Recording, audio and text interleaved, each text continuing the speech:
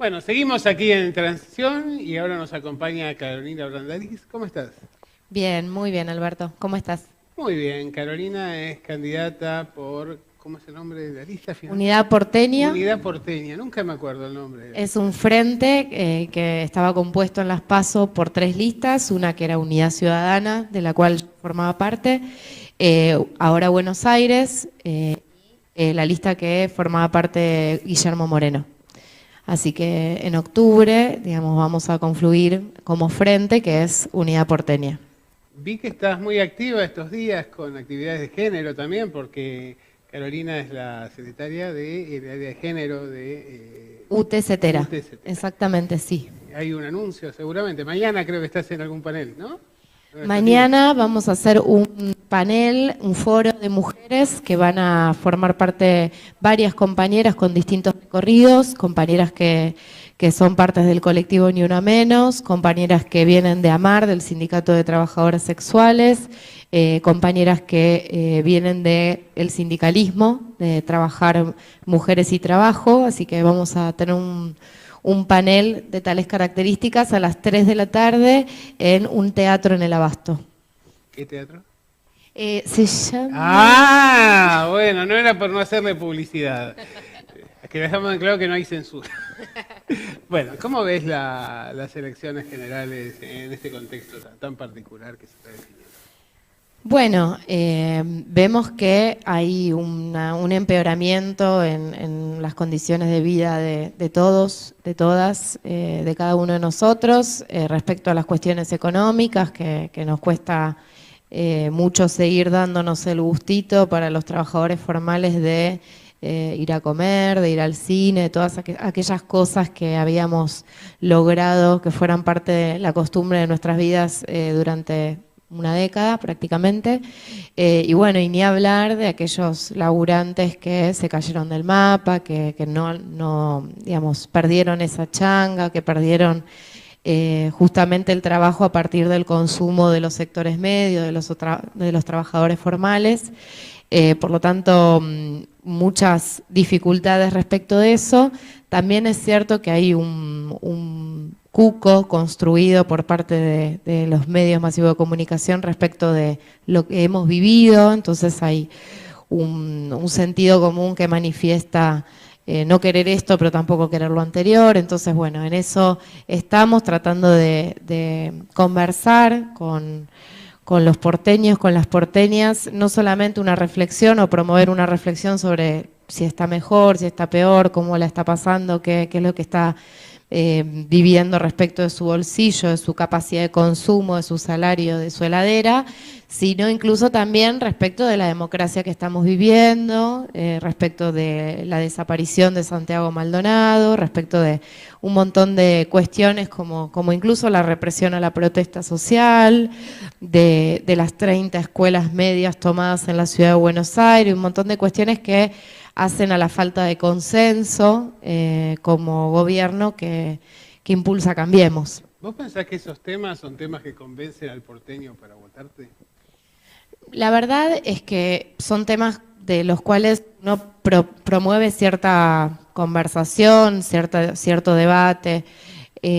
Creo que es una realidad que nuestras condiciones de vida a todos nos han ido un poco peor. Por supuesto, muchos porteños y porteñas le darán distintas razones de por qué eso ocurre, ¿no? Y eso justamente es lo que está en discusión. Y seguramente hay una diferencia muy grande entre los porteños que viven en la zona norte de la ciudad, que probablemente no necesiten de una escuela pública, ni de un hospital público, que tengan una obra social o una prepaga, y que estén de acuerdo con que el gobierno de la ciudad se dedique a embellecer la ciudad, que está bien que así sea, pero bueno, hay un conjunto de trabajadores medios y medios bajos de zona sur de la ciudad, incluso de la gran franja Rivadavia, que seguramente esperan mucho más del Estado de la ciudad, que es justamente poder tener una escuela de calidad, poder tener un hospital público de calidad, poder tener digamos, servicios básicos, derechos garantizados en los cuales nuestra concepción de lo que nosotros quisiéramos que sea un Estado viene justamente a equiparar desigualdades, a dar oportunidades, A etcétera. eso iba porque, en general, yo lo que noto es que hay como un exceso de peso en el diagnóstico de la crítica, pero después no va acompañado por las propuestas. Cuando yo sé, vos has estado trabajando en el área de género puntualmente, pero también por la actividad sindical que desarrollás a partir del sindicato, hay propuestas que son muy interesantes y lamentablemente no es una campaña de propuestas. Eso es cierto y es cierto que el debate nacional a veces obnula el debate de la Ciudad de Buenos Aires. Sí, nosotros desde el sindicato hemos concedido la licencia por violencia de género el año pasado, que es algo que favoreció, que nos favorece como sector docente, porque a muchas compañeras que están viviendo esta problemática de violencia pueden contar con cierta estabilidad laboral mientras tanto resuelven algo que les está pasando en su vida y que es de mucha crudeza. Eso fue vía legislatura en su momento, porque nosotros no tenemos paritarias docentes, sino que tenemos convenio colectivo de trabajo que se modifica vía legislatura y hace un trabajo de muchos años. Pero bueno, sí, es cierto que pareciera que faltan propuestas al Estado de la ciudad justamente para tener una escuela mejor, un hospital mejor, más espacios verdes, un acceso al agua también, un acceso al agua potable que no está garantizado el conjunto de los ciudadanos de porteños. Nosotros hace poquito nos reunimos con porteños y porteñas de Lugano, del barrio de Lugano.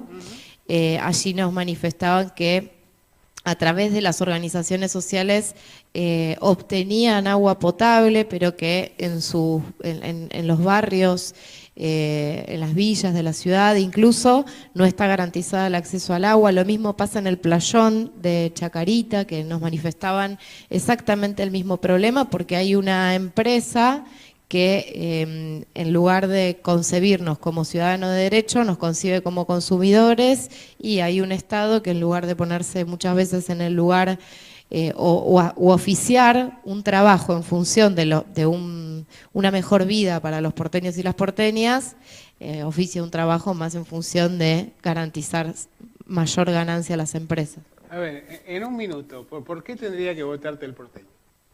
Bueno, yo me especializo, vengo trabajando hace muchos años en educación, en género, fuertemente, y en trabajo, ¿no es cierto?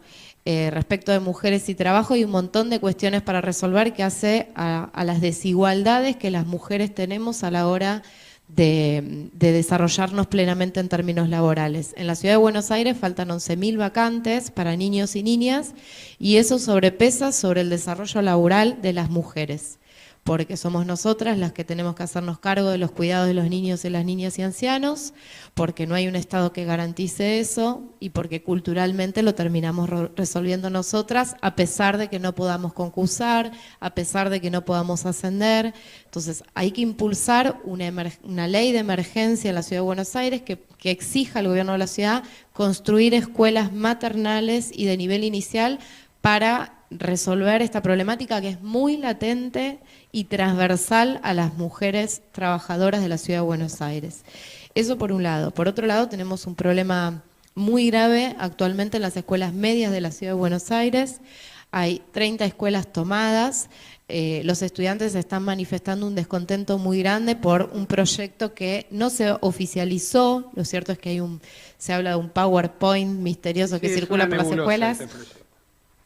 Bueno, me parece que nosotros tenemos que plantearle al gobierno de la ciudad que ese proyecto surja a partir de una consulta, que pueda dedicarse el año que viene a hacer una consulta a partir del pensamiento de los estudiantes, del pensamiento de los profesores y profesoras, a partir de los representantes sindicales, que pueda dar voz y voto respecto de una articulación entre la educación y el trabajo. Nosotros estamos de acuerdo con la articulación entre educación y trabajo.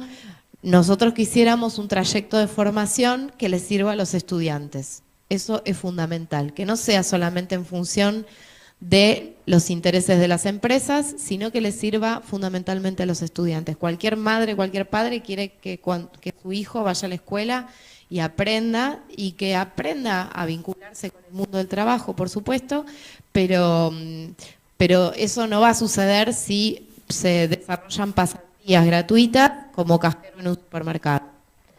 Eso va a suceder si, digamos, hay una articulación formalizada donde hay un oficio que se aprende, hay un trabajo que se aprende, pero no a modo de abonar a la flexibilización laboral y que las empresas no tengan que pagar seguridad social, sino del trayecto formativo de los estudiantes, que es lo primordial. Y además, en quinto año, los estudiantes tienen materias como historia nacional, historia regional, educación cívica, derechos humanos, dictadura cívico-militar, que son temas que son fundamentales para los estudiantes y que se les restaría de su trayecto formativo, y eso nosotros lo vemos con mucha preocupación. Sí, muchos de estos cambios ya habían sido intentados aplicar hace 4 años. Y bueno, un movimiento importante de la sociedad impidió, y en aquel momento el gobierno manifestó que se iba a postergar para 2017, y en 2017 justamente aparece esta nueva iniciativa. Bueno, Carolina, te agradecemos tu participación, que tengas suerte, y me parece fundamental esto, ¿no? Que si hay propuestas, debatamos propuestas, porque en realidad la gente cuando solo escucha críticas parece como que no hay alternativas, y de hecho vota aquello que le garantiza orden o le garantiza el futuro. Y me parece que, bueno, que justamente aquí lo que tratamos es de discutir ideas. Vamos a una pequeña pausa y seguimos.